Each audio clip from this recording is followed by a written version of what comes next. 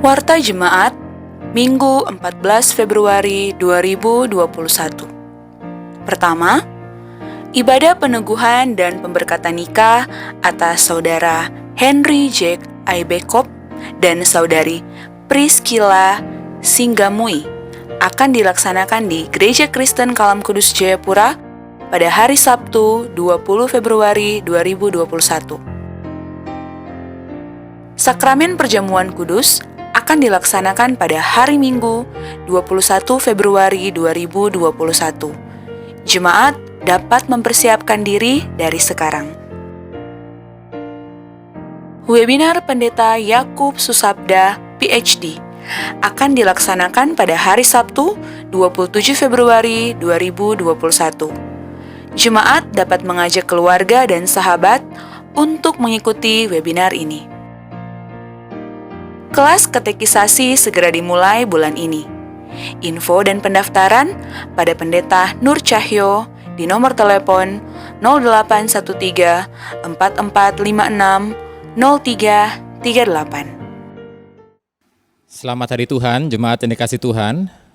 Mari kita bersama-sama memasuki ibadah kita pada hari ini dengan terlebih dahulu menyiapkan hati kita bersaat teduh. Mari kita bersaat teduh.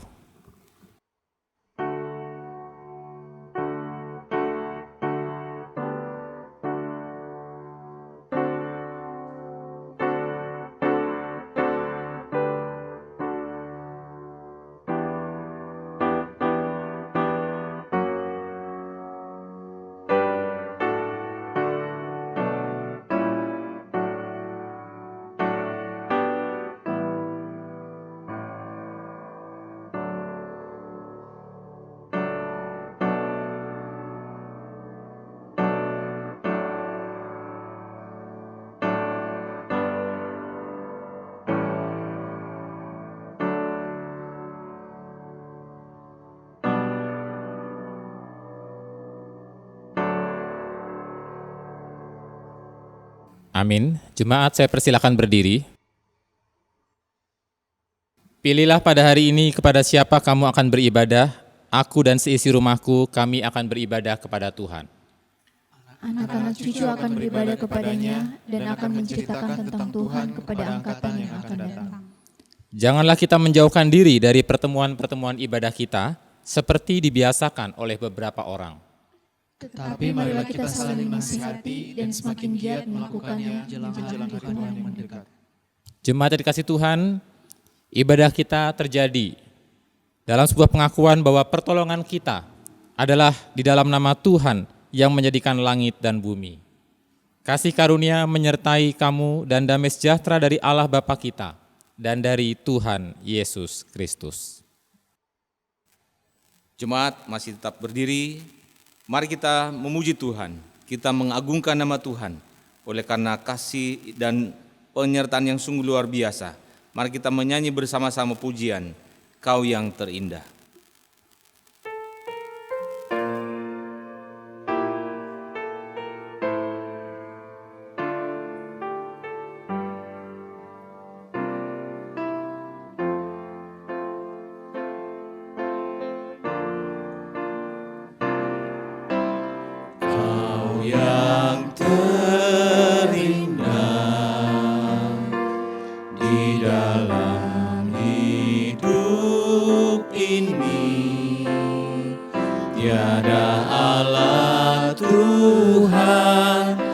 Seperti Engkau, besar perkasa, penuh kemuliaan.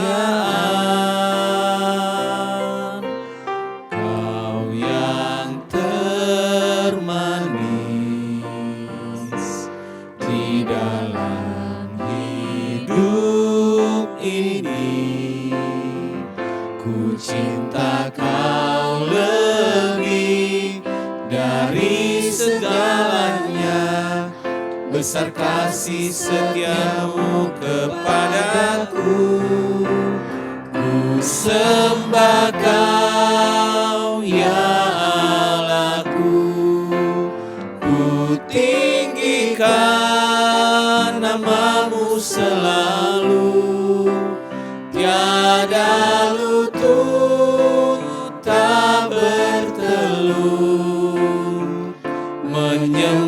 Yesus Tuhan Rajaku, ku sembah Kau ya Allahku, ku tinggikan nama-Mu selalu, semua lidah akan mengaku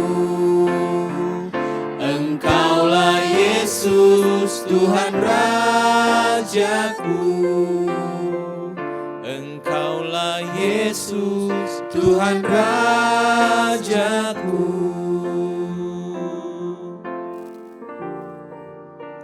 Mari kita berdoa. Kami memuji, kami menyembah Engkau, oleh karena Engkau Tuhan Allah, Raja kami, yang memelihara kami, menuntun langkah kami, sampai pada hari ini ya Tuhan.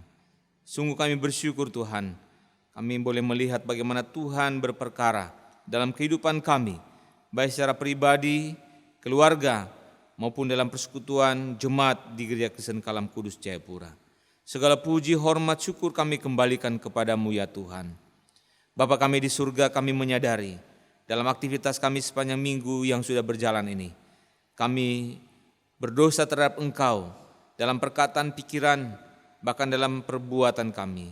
Kami mohon belas kasihan-Mu Tuhan, Engkau ampuni kami, sucikan dan layakan kami. Bapa kami di surga, pagi hari ini kami akan beribadah kepadamu. Kami serahkan hati dan pikiran kami, supaya semuanya tertuju kepada Engkau. Tuhan pimpin ibadah ini dari awal sampai selesainya.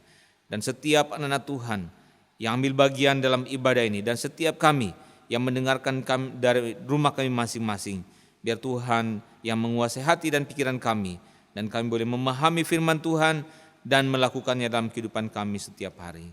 Ini doa kami Tuhan demi Kristus Tuhan dan Juru Selamat kami sudah berdoa. Amin. Jemaat dipersilakan duduk.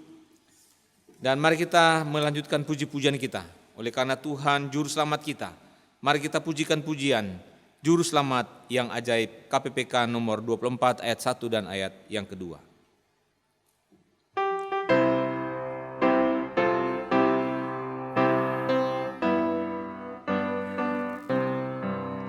Kristus sudah bebaskanku, Juru Selamat yang ajaib, hutang dosa ditebusnya, Juru Selamat yang ajaib, Juru Selamat yang ajaib, ya Yesus Tuhanku, Juru Selamat yang ajaib, Yesus Tuhanku.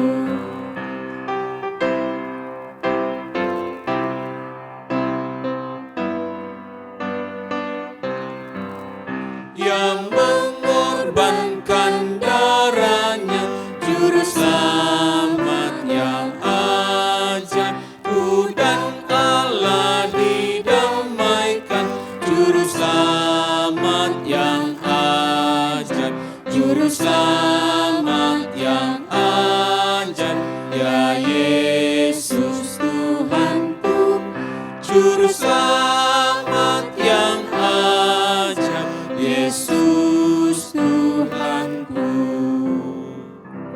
Mari kita terus memuji Tuhan oleh karena Tuhan telah menyelamatkan kita.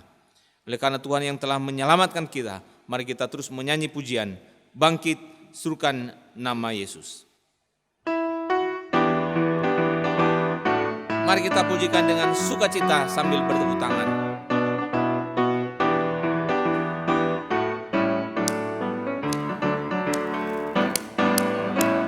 Bangkit, serukan nama Yesus, maju nyatakan kuasa-Nya, kita buat iblis gemetar, kalahkan tipu dayanya dengan kuasa nama-Nya. Bangkit, serukan nama Yesus. Bangkit, serukan nama Yesus, maju nyatakan kuasa-Nya,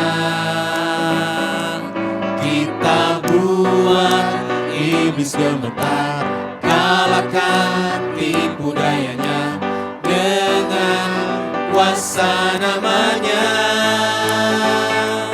Nama Yesus menara yang kuat, nama Yesus kota benteng yang teguh, nama Yesus kalahkan semua musuh, nama Yesus di atas segalanya. Nama Yesus menara yang kuat. Nama Yesus menara yang kuat, nama Yesus kota benteng yang teguh, nama Yesus kalahkan semua musuh, nama Yesus di atas segalanya. Nama Yesus di atas segalanya. Nama Yesus di atas segalanya. Sekali lagi, nama Yesus. Nama Yesus di atas segalanya. Saya jemput jemaat untuk berdiri. Kita akan bersama-sama mengaku pengakuan iman rasuli. Mari bersama-sama kita mengaku pengakuan iman rasuli dengan berkata demikian. Aku percaya kepada Allah, Bapa yang Maha Kuasa, Kali langit dan bumi, dan kepada Yesus Kristus, Anak yang tunggal Tuhan kita, yang dikandung dari Roh Kudus, lahir dari anak darah Maria, yang menderita sengsara di bawah pemerintahan Pontius Pilatus, disalibkan, mati dan dikuburkan, turun ke dalam kerajaan maut. Pada hari yang ketiga, bangkit pula dari antara mati, naik ke surga, duduk sebelah kanan Allah, Bapa yang Maha Kuasa, dan dari sana Ia akan datang untuk menghakimi orang hidup dan yang mati. Aku percaya kepada Roh Kudus, Gereja yang kudus dan am, persekutuan orang kudus, pengampunan dosa, kebangkitan tubuh, dan hidup yang kekal. Amin. Jemaat silakan duduk kembali. Kita akan mendengarkan firman Tuhan yang akan disampaikan oleh Evangelis Sisuka Watung. Mari kita mempersiapkan hati dan pikiran kita. Kita menyanyi pujian KPK 144 ayat 1 dan 3. Firman hidup.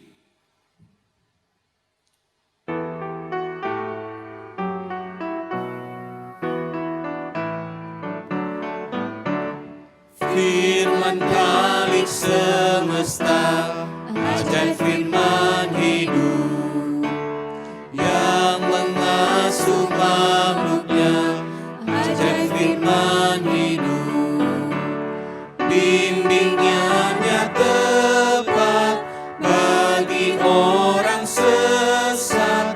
Firman indah, firman ajaib, firman yang beri hidup, firman indah, firman ajaib, firman yang beri hidup.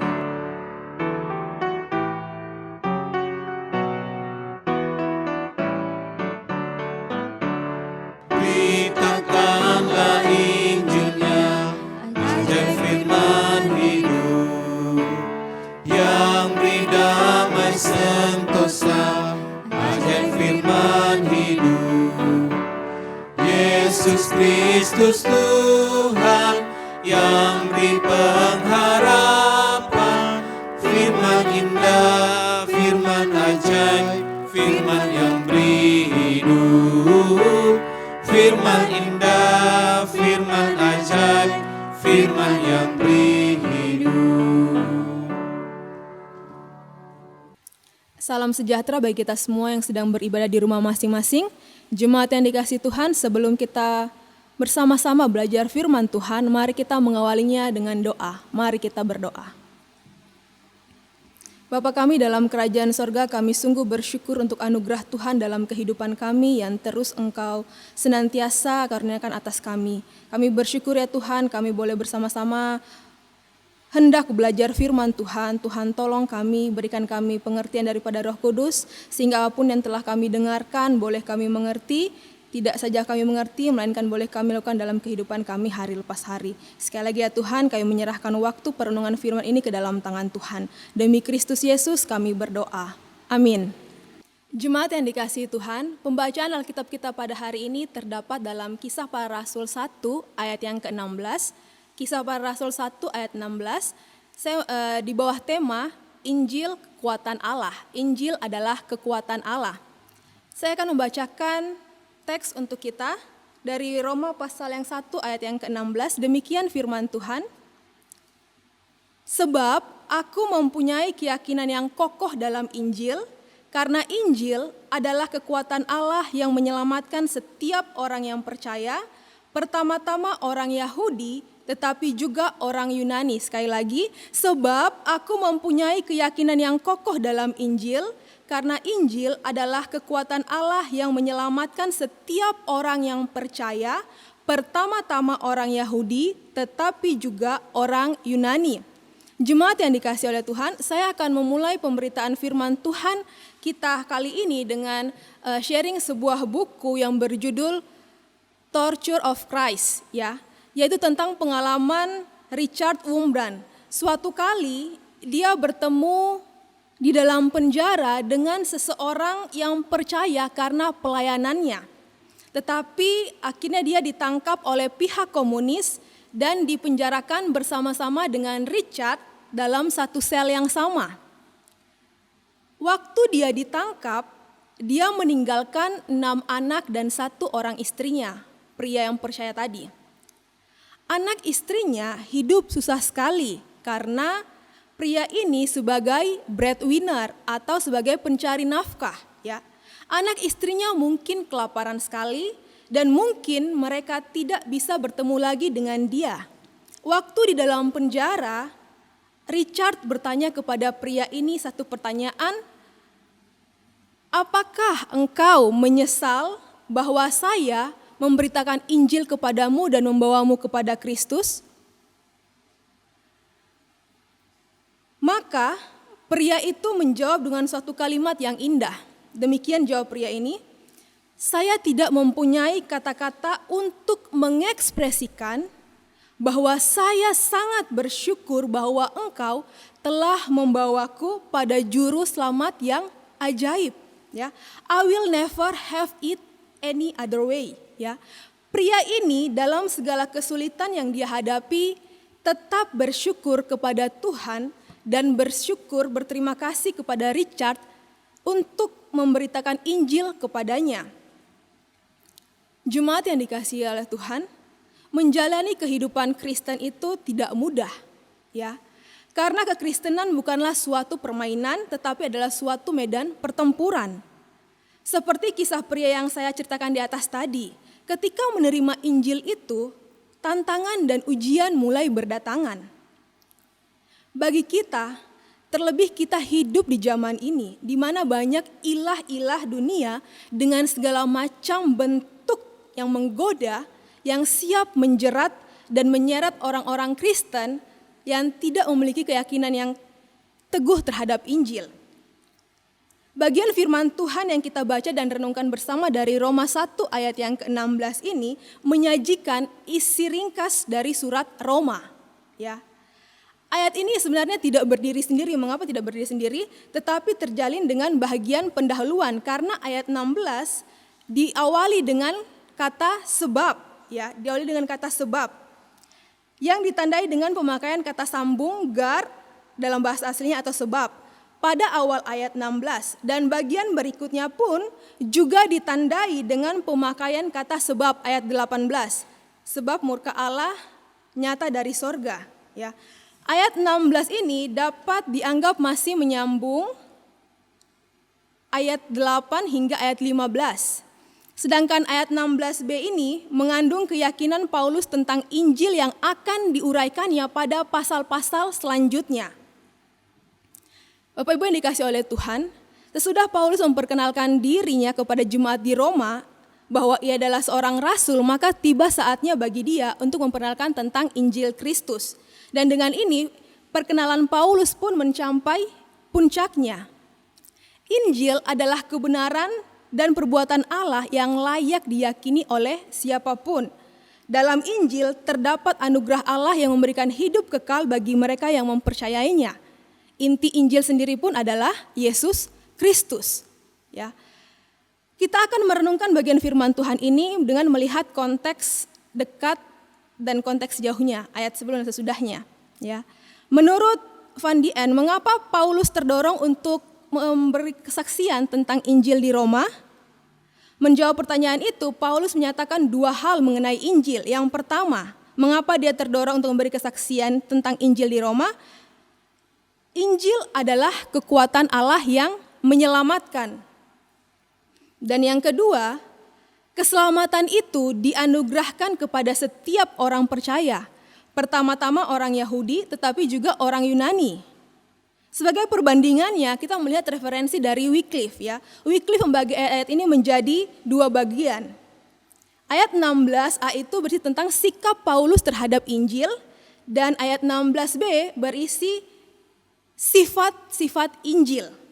Dan kita akan membahas satu persatu bagian firman Tuhan ini menurut referensi dari Wycliffe.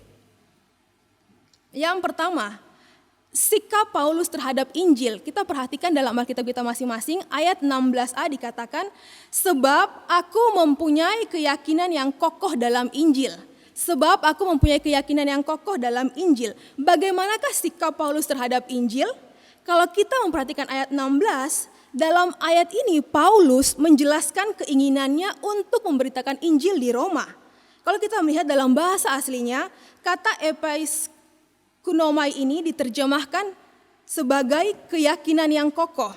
Sekali lagi, kata aslinya diterjemahkan sebagai keyakinan yang kokoh. Padahal menurut bahasa aslinya, terjemahan yang lebih tepat adalah dengan sebagai tidak merasa malu. Jadi dapat diterjemahkan secara harafiah ayat ini sebagai berikut. Sebab aku, Paulus, tidak malu akan Injil. Sebab aku, Paulus, tidak malu akan Injil. Kalau kita melihat dalam terjemahan firman Allah yang hidup memakai terjemahan yang sama dengan terjemahan aslinya. Ya, dikatakan berikut. Sebab saya tidak merasa malu akan berita kesukaan mengenai Kristus ini. Untuk mengartikan kata tidak malu ini, mari kita bersama-sama membaca dari Markus 8 ayat 38. Markus 8 ayat 38. Demikian firman Tuhan. Sebab barang siapa malu karena aku dan karena perkataanku di tengah-tengah angkatan yang tidak setia dan berdosa ini, Anak manusia pun akan malu karena orang itu apabila ia datang kelak dalam kemuliaan Bapanya diiringi malaikat-malaikat kudus. Jemaat yang dikasihi oleh Tuhan, di sini Yesus menyatakan kalau seseorang malu karena dia di hadapan orang lain, Yesus pun akan malu karena orang itu, dan itu akan terjadi dalam penghukuman yang terakhir. Dalam 1 Korintus 1 ayat 23 pun dikatakan demikian. Tetapi kami memberitakan Kristus yang disalibkan untuk orang-orang Yahudi suatu batu sandungan dan untuk orang-orang bukan Yahudi suatu kebodohan. Jemaat yang dikasihi oleh Tuhan, orang Yahudi malu terhadap Injil karena peneguhannya tentang Mesias yang menderita. Ya. Tentang Mesias yang menderita. Juga orang Yunani karena Injil mengajarkan tentang kebangkitan tubuh. Kita bisa melihat referensi dari Utley. Nah, pada zaman itu memberitakan Injil membawa atau memiliki dua resiko, yaitu yang pertama, dapat dianggap berkomplot dengan kaum pemberontak. Kalau kita mengingat saat Yesus disalibkan, ia diapit oleh dua penjahat. Nah, hal itu memberi kesan Yesus adalah kriminal kelas kakap.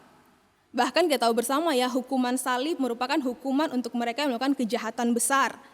Dalam Lukas pasal 22 ayat 37 dikatakan demikian, sebab aku berkata kepadamu bahwa nas kitab suci ini harus digenapi padaku. Ia akan terhitung di antara pemberontak-pemberontak, sebab apa yang tertulis tentang aku sedang digenapi. Ya, itu adalah resiko yang pertama. Resiko yang kedua, ketika kita memberitakan Injil Yesus, maka kita bisa dianggap sebagai anggota sektarian atau aliran sesat ya. Bagi orang-orang Yahudi, mereka yang mengabarkan kebangkitan Yesus digolongkan sebagai penistaan agama. Ingat kisah Saulus sebelum bertobat ketika dia menangkap pengikut jalan Tuhan dalam Kisah Rasul 7 ayat 58, 8 ayat 1-3 dan seterusnya. Bagi orang Yahudi, orang yang menganut kekristenan, orang yang menganut agama Kristen dianggap menganut aliran sesat, ya. Sedangkan untuk orang-orang Yunani, berita kebangkitan Yesus adalah suatu kebohongan di mana mereka tidak percaya dengan yang namanya kebangkitan. Kalau kita melihat pada masa itu, orang-orang Yunani sangat terkenal dengan keintelektualan mereka, ya. Mereka percaya hal-hal yang real ada di hadapan mereka. Dalam Kisah Rasul pasal 17 ayat 30 dikatakan, ketika mereka mendengar tentang kebangkitan orang mati, maka ada yang mengejek dan yang lain berkata, lain kali saja kami mendengar engkau berbicara tentang hal itu. Ini adalah kisah ketika Paulus berada di Athena. Saat itu dia sedih melihat kota itu dipenuhi oleh patung-patung sesembahan. Akhirnya dikatakan dalam pasal itu bahwa Paulus bertukar pikiran dengan orang-orang di rumah ibadat, ya, bahkan dia memberitakan tentang Injil Kristus di pasar setiap hari dengan orang-orang yang ditemuinya. Bapak Ibu yang dikasihi oleh Tuhan, berbicara tentang tidak malu akan Injil, ya. Saya teringat dengan sebuah lirik lagu yang viral ketika saya duduk di bangku pendidikan SMP, ya, di mana seorang penyanyi di YouTube, Bapak Ibu bisa cari, ya, di mana seorang penyanyi menyanyikan lagu yang berisi ejekan atau cemooh terhadap agama-agama lain. Di dalamnya ada agama Kristen, Katolik, Hindu, dan Buddha, ya. Dia mengejek agama yang berbeda dengan agamanya sendiri. Nah, salah satu lirik tentang kekristenan yang dikatakan dalam lagu itu adalah seperti ini. Ini liriknya sendiri, lirik aslinya, ya. Apa elu tega sama Tuhan yang gak pakai baju?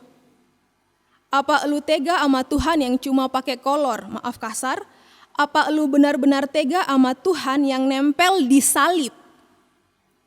Yang gak pakai baju cuma pakai kolor.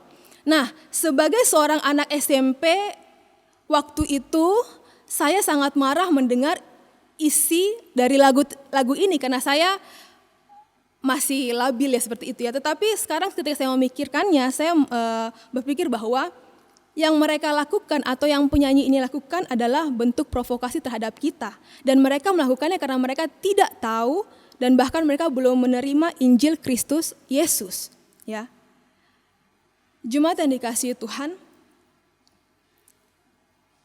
Paulus sadar bahwa sebagai orang percaya akan selalu tetap digoda untuk malu terhadap Injil. Kenapa? Dari segi pandangan manusia, Injil Kristus itu tidak membanggakan. Injil Kristus itu tidak membanggakan, ya. Raja kita mati di sebuah salib, ya, suatu kematian yang amat hina. 1 Korintus 1 ayat 18 mengatakan, sebab pemberitaan tentang salib memang adalah kebodohan bagi mereka yang akan binasa. Tetapi bagi kita yang diselamatkan, pemberitaan itu adalah kekuatan Allah. Bisa jadi orang-orang di luar sana pun berkata demikian, untuk apa kami menerima Injil? Injilmu yang mana isinya bahwa Yesusmu, Tuhanmu dimati di salib. Ya. 2 Timotius 1 ayat 8 berkata, jadi janganlah malu bersaksi tentang Tuhan kita dan janganlah malu karena aku seorang hukuman karena dia, melainkan ikutlah menderita bagi Injilnya oleh kekuatan Allah. Pengalaman Paulus bertemu dengan Kristus yang bangkit membuatnya berubah dari seorang yang benci Injil menjadi seorang yang radikal bagi Injil. Dan berani memberitakan Injil walau harus ditolak dan dianiaya. Biarlah kita sebagai orang percaya pun melakukan seperti apa yang Paulus lakukan, bahkan lebih. Itu adalah poin yang pertama, sikap Paulus terhadap Injil, yaitu dia tidak malu. Poin yang kedua, berisi tentang sifat Injil, ayat 16b. Karena Injil adalah kekuatan Allah yang menyelamatkan setiap orang yang percaya, pertama-tama orang Yahudi tetapi juga orang Yunani. Jemaat yang dikasihi Tuhan, Injil adalah kekuatan Allah yang menyelamatkan. Maksudnya, Yang pertama adalah Injil adalah berita mengenai perbuatan Allah yang dahsyat, yang luar biasa. Isinya ialah Allah telah menyerahkan Yesus karena pelanggaran kita dan membangkitkan Dia karena pembenaran kita, Roma 4 ayat 25.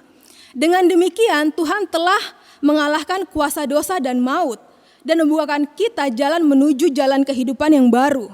Ya, karena itu kita memperoleh pengampunan dosa, kita hidup dalam damai sejahtera dengan Allah, dan kita bermegah dalam pengharapan akan menerima kemuliaan Allah.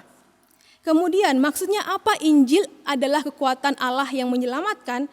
Injil mengandung kekuatan ilahi. Mengapa? Sebab Injil adalah firman Allah. Kalau yang berbicara adalah Allah yang maha kuasa, firman-Nya memiliki kekuatan. Firman yang keluar dari mulut Tuhan tidak akan kembali kepadanya dengan sia-sia, tetapi akan melaksanakan apa yang dikehendakinya. Yeremia 23 ayat 29. Selanjutnya, Injil adalah kekuatan yang menyelamatkan. Maksudnya, Injil adalah kekuatan Allah yang membawa hasil. Kita bisa melihat dari perjanjian baru, disaksikan oleh Alkitab perjanjian baru, khususnya oleh kita para rasul, pemberitaan Injil itu menghasilkan lahirnya jemaat-jemaat yang baru di tengah-tengah dunia kafir. Kemudian sepanjang sejarah gereja, Injil telah berhasil menarik banyak orang, merombak kehidupan mereka, mengilhami mereka, bahkan membaharui mereka serta gereja. Seperti Agustinus, Martin Luther, John Sung, dan yang lainnya tertarik oleh berita Injil yang begitu rupa sehingga kehidupan mereka dan kehidupan gereja mengalami perubahan atau berubah. Kita sering mendengar bahwa kekristenan semakin dibabat semakin merambat. Ya, setiap kali orang mencoba untuk menghentikan pemberitaan Injil, Injil pun akan terus kokoh, teguh. Dan kita pun semua yang ada di tempat ini dan yang sedang menyaksikan firman Tuhan ini adalah hasil pemberitaan Injil, yang mana kita menjadi percaya kepada Kristus. Injil mempengaruhi kehidupan kita sehari-hari, mempengaruhi keluarga kita, suku bangsa kita, bahkan semua orang-orang yang ada di dunia. Kekuatan Injil itu tersebar sampai di luar batas-batas agama Kristen. Kalau kita melihat dikatakan dalam ayat 16b, karena Injil adalah kekuatan Allah yang menyelamatkan. Injil itu menyelamatkan. Dalam surat Paulus berbicara menyelamatkan dalam bahasa Yunaninya itu soizein atau soteria, merupakan perkara masa depan. Ya, Paulus berkata kita akan diselamatkan dalam pengharapan. Keselamatan adalah lawan dari murka atau hukuman atau maut dan kebinasaan. Ya, umat manusia yang terancam oleh hukuman Allah yang akan membawa kematian pada akhirnya, tetapi dengan percaya kepada Injil, kita diselamatkan dari murka Allah. Semua itu pun merupakan hasil dari pengampunan dosa. Bapak Ibu yang dikasihi oleh Tuhan, keselamatan di sini bukan bersifat eksklusif ya. Keselamatan dianugerahkan kepada setiap orang yang percaya. Alkitab menuliskan keselamatan dianugerahkan kepada setiap orang yang percaya. Pertama-tama orang Yahudi, tetapi juga orang Yunani. Berbeda dengan semua agama lain, menurut Injil, keselamatan itu tidak usah kita upayakan dengan susah-susah, sebab dikaruniakan kepada kita dengan cuma-cuma dan kita harus menerimanya dengan iman. Nah, kata Yunani iman ini pisteu memiliki arti yang mendalam. Artinya mempercayai isi Injil hanya sebagian dari makna ini. Kata ini mengandung arti komitmen pribadi sampai ke tingkat menyerahkan seluruh diri kepada orang lain. Artinya apa? Ketika kita percaya kepada Injil, percaya kepada Kristus, percaya kepada si pemberi hidup itu, berarti kita menyerahkan seluruh kehidupan kita kepada Dia sepenuhnya, total, tidak ada setengah-setengah. Nah, tapi ada beberapa hal yang perlu kita perhatikan berkaitan dengan percaya atau iman dengan keselamatan. Menurut Van Dien, percaya atau iman ini bukan sesuatu yang mendahului Injil. Sekali lagi, menurut Van Dien, percaya atau iman ini bukan sesuatu yang mendahului Injil. Artinya, bila Injil diberitakan kepada seseorang, tidak ditemukan percaya atau orang yang beriman yang sudah siap menerimanya. Ya, percaya atau iman itu atau pisteo itu justru dibangkitkan oleh Injil dengan perantaraan Roh Kudus. Ya, sekali lagi, percaya atau iman itu justru dibangkitkan oleh Injil dengan perantaraan Roh Kudus. Yang kedua, kalau seseorang percaya kepada Injil, ini bukanlah syarat yang harus dipenuhinya agar dapat diselamatkan. Mengacu pada poin pertama ya, percaya itu justru dibangkitkan oleh pemberitaan Injil melalui perantaraan Roh Kudus. Seandainya demikian halnya, berarti percaya merupakan perbuatan manusia yang membuat manusia layak menerima rahmat Allah. Sedangkan dalam Roma 4 ayat 2 dikatakan demikian. Sebab jikalau Abraham dibenarkan karena perbuatannya, maka ia beroleh dasar untuk bermegah, tetapi tidak di hadapan Allah. Iman yang menyelamatkan tidak mencerminkan kemampuan manusia yang telah jatuh untuk berlaku setia. Ya, sekali lagi, iman yang menyelamatkan tidak mencerminkan kemampuan manusia yang telah jatuh untuk berlaku setia, namun mencerminkan kesetiaan Allah sendiri. Iman bukan perbuatan kita yang menyatakan kebenaran kita di hadapan Allah, melainkan pengakuan kita akan ketidakbenaran kita di hadapan Allah. Ya, sekali lagi, iman bukan perbuatan kita yang menyatakan kebenaran kita di hadapan Allah, melainkan pengakuan ketidakbenaran kita di hadapan Allah. Nas ini menegaskan pula bahwa Injil membawa keselamatan kepada setiap orang. Tidak ada pembatasan berdasarkan bangsa, kebudayaan, atau tingkat pendidikan, atau banyak tidaknya dosa yang telah dilakukan oleh seseorang. Ya, artinya, orang tidak perlu masuk menjadi anggota Yahudi terlebih dahulu, baru memperoleh bagian dalam keselamatan. Pembatasan yang memang berlaku semasa PL, yaitu bahwa keselamatan hanya terdapat dalam lingkungan bangsa Yahudi, kini telah dihapuskan. Orang Yunani pun dalam Alkitab dikatakan boleh menikmatinya. Hal ini mengacu pada artian yang lebih luas, yaitu semua bangsa non-Yahudi. Ketika kita melihat nats ini, kita mengingat satu kisah tentang seorang tokoh terkenal, yaitu Mahatma Gandhi. Ketika dia tertarik akan ajaran kasih Yesus dan hendak pergi mempelajarinya dengan pergi ke sebuah gereja, apa yang ditemuinya?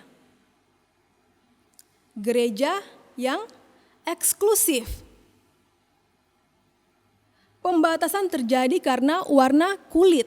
Gereja ini hanya untuk orang-orang berkulit putih.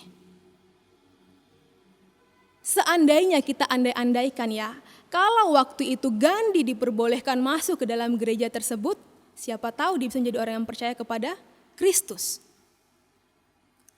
Jangan sampai ada Gandhi-Gandhi yang lain yang kita halangi untuk datang kepada Kristus karena kita bersifat eksklusif.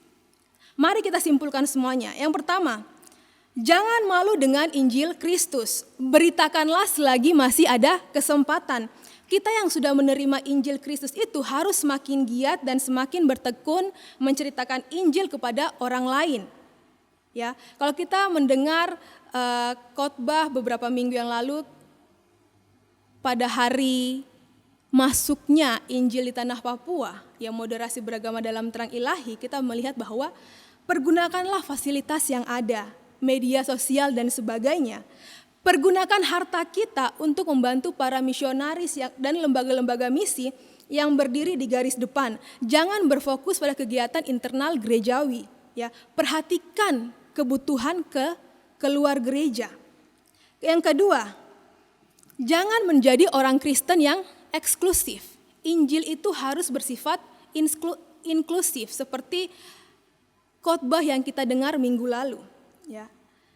Berarti Injil ini membawa keselamatan kepada setiap orang percaya.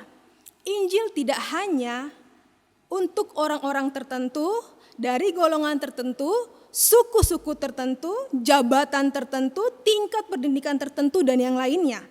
Jangkau mereka yang bisa kita jangkau dan doakan mereka yang belum bisa kita jangkau. Dan yang terakhir, Injil itu berkuasa. Sejarah mencatat hal luar biasa bagaimana gerakan pertumbuhan Injil dari masa PL yang digenapi di PB hingga sekarang. Oleh sebab itu tetaplah setia dalam Tuhan dalam pemberitaan Injil. Dan yakinlah Tuhan akan memampukan setiap kita yang percaya dan berserah kepadanya. Amin untuk firman Tuhan. Mari bersama-sama kita akan menyanyikan pujian Kusuka Mengabarkan KPPK 371 baitnya yang pertama hingga baitnya yang kedua. Kepada singer saya persilakan.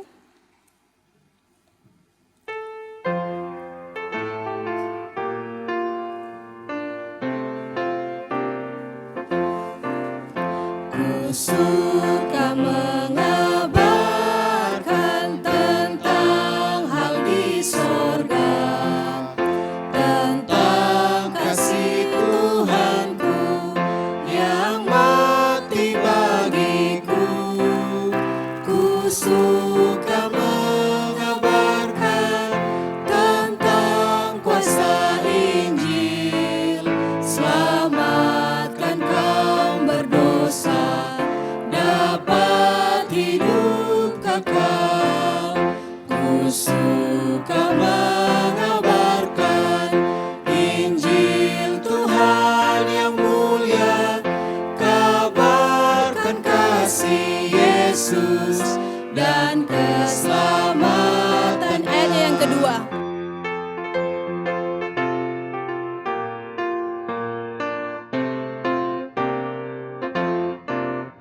Ku suka mengabarkan indahlah Injilnya yang melebihi emas dan segala hartaku.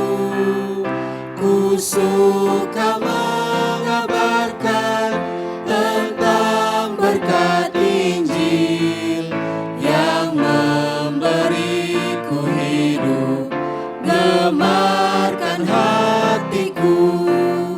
Ku suka mengabarkan Injil Tuhan yang mulia, kabarkan kasih Yesus dan keselamatannya.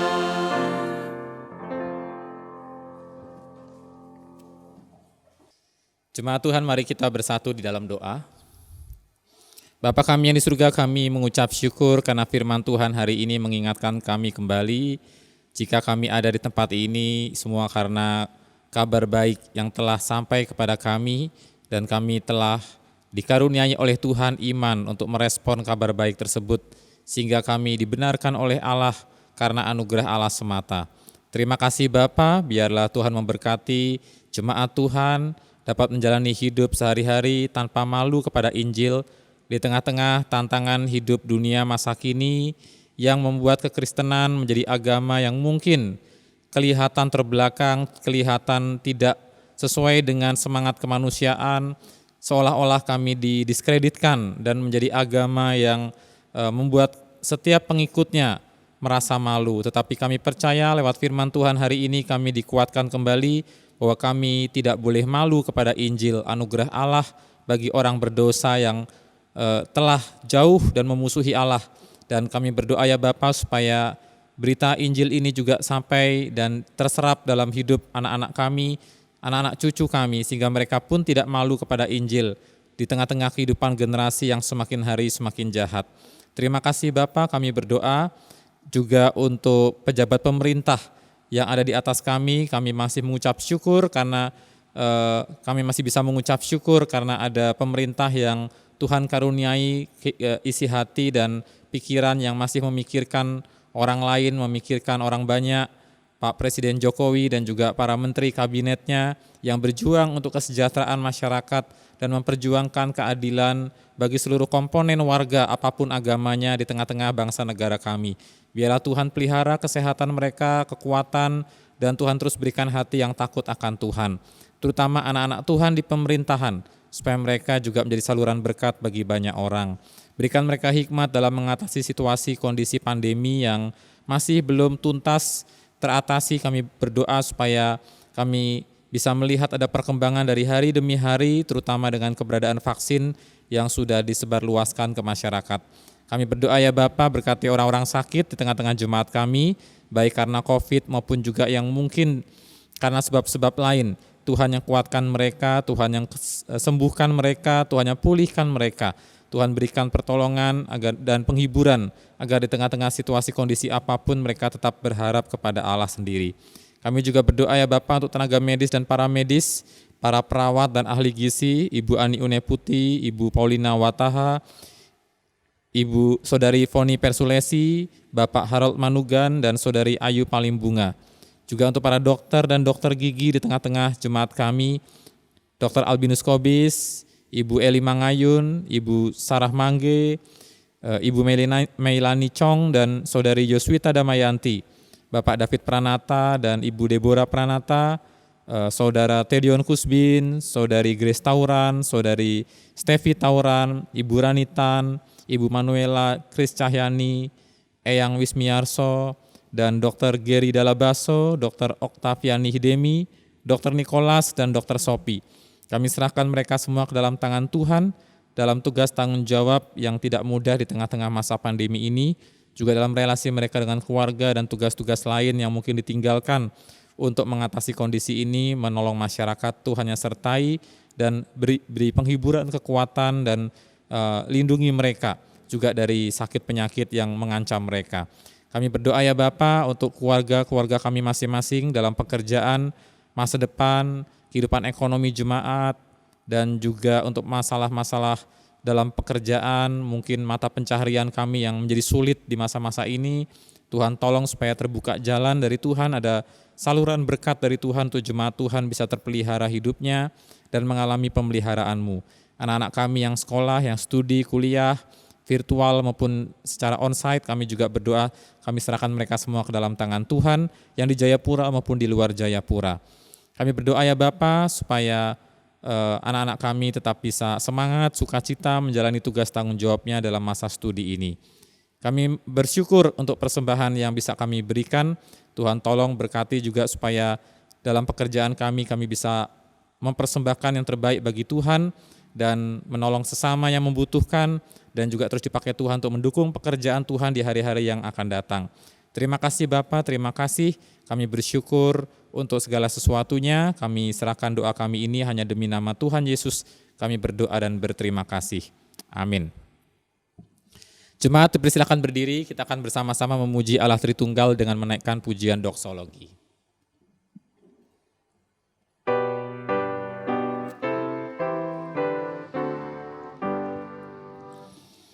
Puji Allah Bapa Putra, puji Allah Roh Kudus, ketiganya yang esa, pohon sama sumber berkat.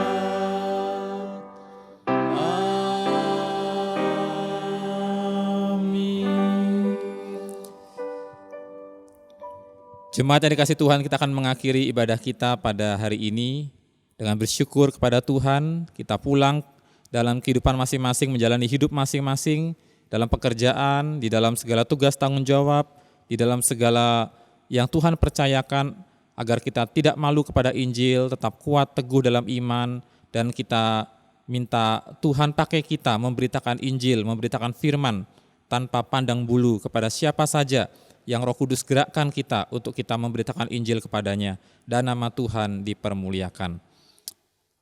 Kita terima berkat Tuhan. Allah Bapa yang penuh kasih memberkati saudara-saudara dan melindungi saudara-saudara. Allah dalam Tuhan Yesus Kristus menyinari dengan wajah-Nya dan memberikan saudara-saudara kasih karunia. Roh Kudus menghadapkan wajah Allah kepada saudara-saudara dan memberikan kepada engkau sekalian damai sejahtera. Nama Tuhan dipermuliakan dari sekarang sampai selama-lamanya. Amin. Amin.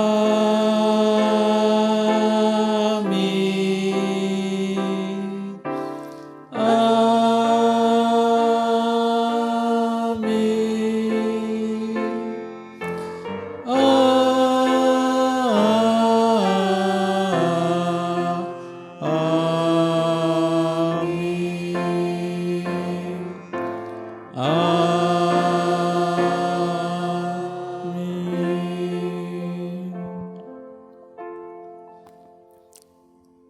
Kebaktian selesai, jemaat silakan duduk bersaat teduh bersama-sama.